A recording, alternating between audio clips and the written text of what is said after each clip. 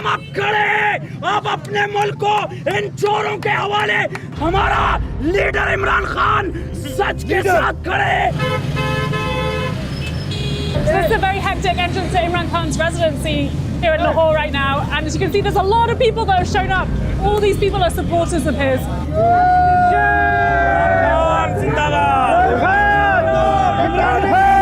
Why are you outside his house right now? Without the government, imported government has arrived here to arrest him. So you're protecting Imran Khan against arrest? Protecting Imran Khan. We are fighting for Imran Khan. Inshallah, we will die for him, inshallah. Why? Because he is original leader of Islamic and all over the world. Imran Khan, the man at the centre of Pakistan's political chaos right now. From cricketing hero to Prime Minister to an ousted opposition leader fighting for survival. And they want me in jail so that I cannot contest elections. Imran Khan has been kicked out of government just last year. He's now hoping to make a political comeback. Things are very, very tense. The police have been camped outside his house, and we're heading right into the belly of the beast to meet the man himself.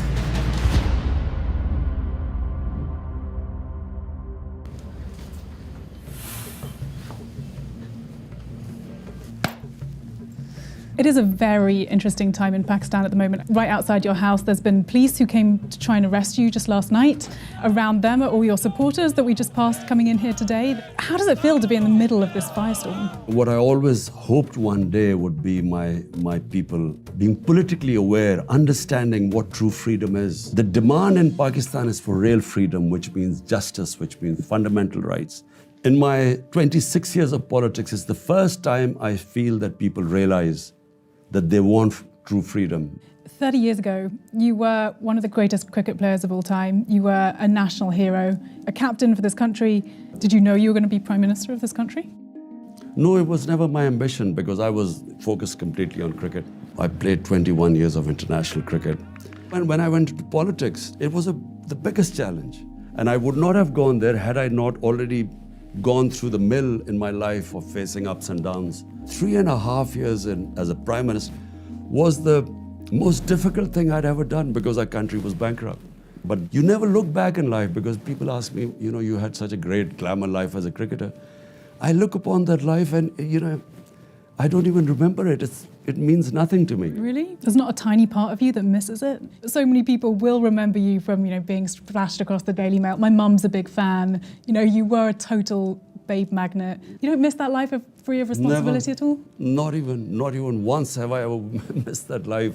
In fact, I don't even watch any cricket anymore. It is time for fresh faces to come into Pakistani politics.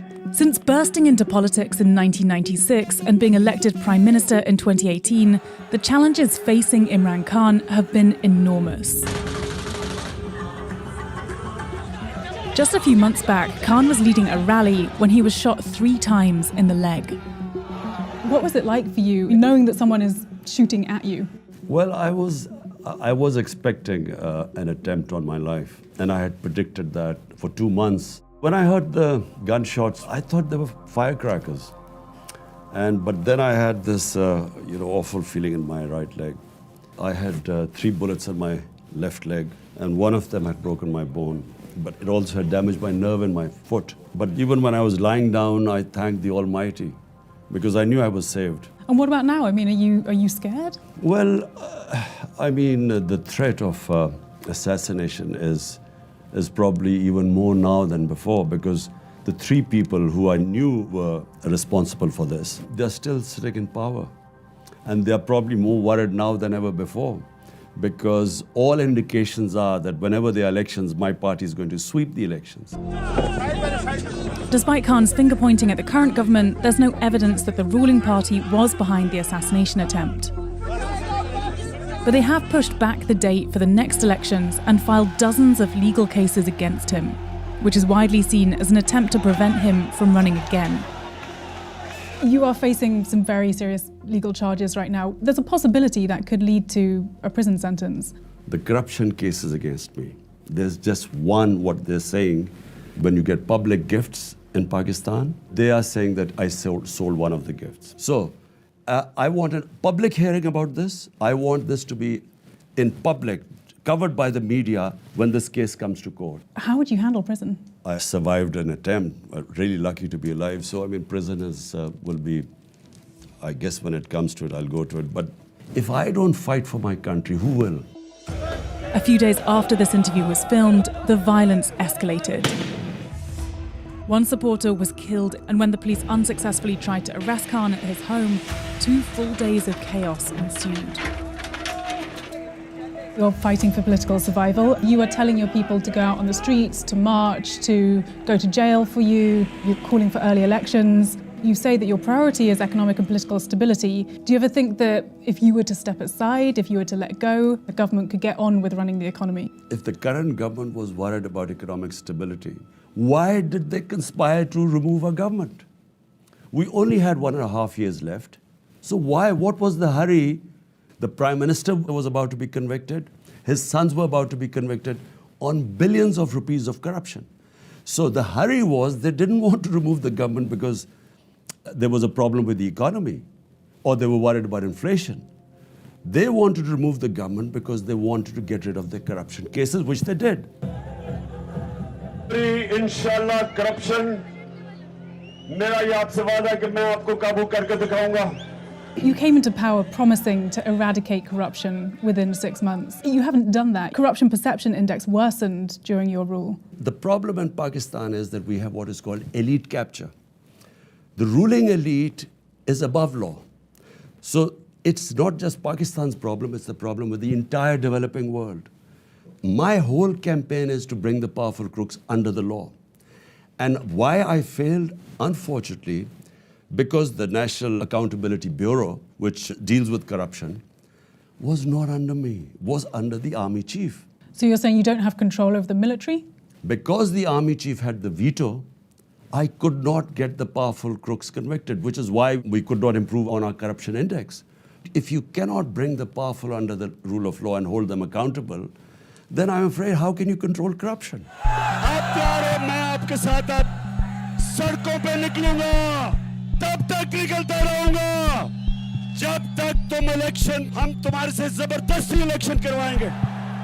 You've been very critical of the current government for suppressing free speech, for politically persecuting you, as you say. Under your own government, talk shows were shut down, journalists who've been critical of you were attacked, tortured, detained. As someone who is presenting yourself as a victim, I can see you shaking your head, as someone who is presenting yourself as a victim of persecution and a beacon of free speech. Not one case against the media was ever instituted by my government. I mean, there is a long list of journalists who... Let me just complete it. So not one by my government. What happened was the journalist who got into trouble said something to the army. When I found out, immediately the next day we had them released. Compare that to what's going on now. That might be true, but I'm asking you about under your rule. You know, the Reporters Without Borders said that, you know, labelled you as a press freedom predator. The 2 times we found out 2 journalists were picked up, we immediately took action. And what about the others? There were people who were shot outside their homes, there were people whose talk shows were shut down. Talk shows was shut down only on 2 people who apparently said something against the army, not against my government. The army has ruled Pakistan for half the country's existence, and critics accuse them of still pulling the strings in the country's politics. You blame the military for many things. Why should people vote for you if you can't control the military? My responsibility was fighting corruption, but I did not have the authority on the institution that was supposed to be a tool to fight corruption, NAB, which was controlled by the army chief. Do you not feel like it needs to be dismantled in order to actually have a free and fair country, as you say? There needs to be a balance. No management system works if the Prime Minister has the responsibility, but he doesn't have the authority. Another force Khan has tried to find balance with is the Taliban. We must strengthen this current government, stabilize it, for the sake of the people of Afghanistan. Nicknamed Taliban Khan, he's known for his softer approach to the group. When the Taliban took Afghanistan, you noted that the Taliban had promised to uphold human rights and to form an inclusive government. It's been 2 years now, and the Taliban does not have an inclusive government. The human rights record is not looking good, especially for women's rights, as I'm sure you're aware. Is there any part of you that regrets a somewhat softer attitude towards the Taliban? You see, unfortunately, in the West, all you look upon Afghanistan is Taliban and anti-Taliban. We in Pakistan look upon Afghanistan as our neighbor, and after 40 years, for the first time, there's peace in Afghanistan. Now, what I said was the Western countries must get them into the mainstream. Because the more you mainstream them, the more influence you would have in enforcing human rights. But if you isolate them, what leverage has any country got left now to tell them to send your girls to school or human rights? You can't. But human rights are suffering. We visited Afghanistan after the Taliban takeover and witnessed firsthand the erosion of women's rights. Now that the Taliban are fully back in control, we're getting a lot of very disapproving stares from people for being the only women in here. So what kind of guidelines are you giving people in terms of how they should be living here? لباس په حق کې قرآن چې هدایت کو چې ښځې باید داسې لباس واغوندي چې هغه جلب د نظر د خلکو ونه کړي او قرآن کریم مطلب یې د ښځو دپاره چې وقرن فی بیوتکن په خپلو کورو کې کښېني. Can you understand, why international communities of the West can't be sending so much money and can't be recognising the Taliban government if, they're not allowing girls to go to school, they're not allowing women to work, they're not allowing women in public spaces? But my point is that is this an effective way of trying to influence Afghanistan by condemning them and ordering them and isolating them? The question asked by the Western countries, what should be their interest? A stable government in Afghanistan, there shouldn't be any international terrorism. But if you isolate them, why would they listen to anyone? That's my only point. Khan says the dire situation for women in Afghanistan will not benefit from the world's isolation. But what about the women in his own country? There's a strong movement of young Pakistani women at the moment who are fighting for gender equity in this country. Do you support those Pakistani feminists in their fight for gender equity? Absolutely. Yeah. Look, and Pakistan is very fortunate in a lot of ways when you compare what is going on, in other countries. I mean, we have a woman twice became prime minister. But you say that, women are in a good situation then in Pakistan, but why did you have so few of them in your top brass when you were in government? Well, it's a merit system. You had one of the worst records of female representation over the last few governments. Yeah, but look, you want a system of merit. In the US, you haven't had a woman prime minister, a president so far. The point is that you select a cabinet on merit, people who are going to deliver. If you do get back into power, will you work to improve that record? No, it's not a question. Look, when you come into power, your number one priority is to deliver to the people, give them governance. So to give them governance, you need the best people in the best ministries. And there aren't good women? So if they are, like Shireen Mazari, one of our most powerful ministers, you don't just fill in spaces just because of quotas, because in the end, the people are going to ask you, we expected you to deliver, what is your result? Khan doesn't just see himself as a champion of women's rights, but also as a staunch defender of Muslims around the world.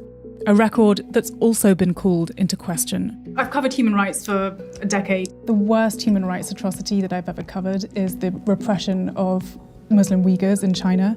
There is so much disappointment amongst the Uyghur community that leaders of Muslim countries, including yourself, have not spoken out to condemn these actions. Does it grate on you at all that you haven't been able to speak out? Look, Isabel, problem is there's Imran Khan as a human rights activist. I used to speak about everything, not just Muslims. Wherever there was discrimination and human rights abuse, I would speak up against it. When you become the prime minister, your number one priority becomes, in my case, 220 million people of Pakistan. When that is your number one priority, then you have to be very careful. You don't have the luxury to criticize. Poor countries do not have the luxury to criticize when they have a huge amount of vulnerable people. Rich countries, unfortunately, they too are selective. But China isn't the only country Khan refuses to criticize. He happened to be visiting Russian President Vladimir Putin the very day he invaded Ukraine. What was Putin like that day? You got a front row seat to war breaking out and him literally launching war that day? The morning, just before, an hour before my meeting, we found that they had invaded Ukraine. So I first thought he might cancel the meeting. Then I thought it would be a brief meeting. I didn't think I would be sitting there for 3 hours. Did you bring it up with him? And he gave the Russian point of view. Why didn't the West include Russia in NATO? Why is this alliance against Russia? And why at the doorstep? So he had his point of view. Of course, the West has their own point of view. My point is that, we as countries should stay neutral. We became part of the US war on terror. 80,000 Pakistanis were killed. Over $100 billion were lost to the economy. There were 400 drone attacks by the US on an ally in Pakistan. And what did we gain out of this? One lesson Pakistan has learned is stay out of other people's conflicts. कौन बचाएगा पाकिस्तान? इमरान खान, इमरान खान। कौन बचाएगा पाकिस्तान? इमरान खान, इमरान खान। कौन बचाएगा Pakistan? Are you enjoying this fight? Yes, because I think if I woke up and there was no challenge in my life, I would think it's the end of my life. So there's never a point you're going to step aside? I don't know, because right now I see this huge challenge in front of me. So I'm just focused on that. What happens after that, I don't know. Get Pakistan out of this quagmire is going to be probably the most phenomenal thing that anyone could ever do.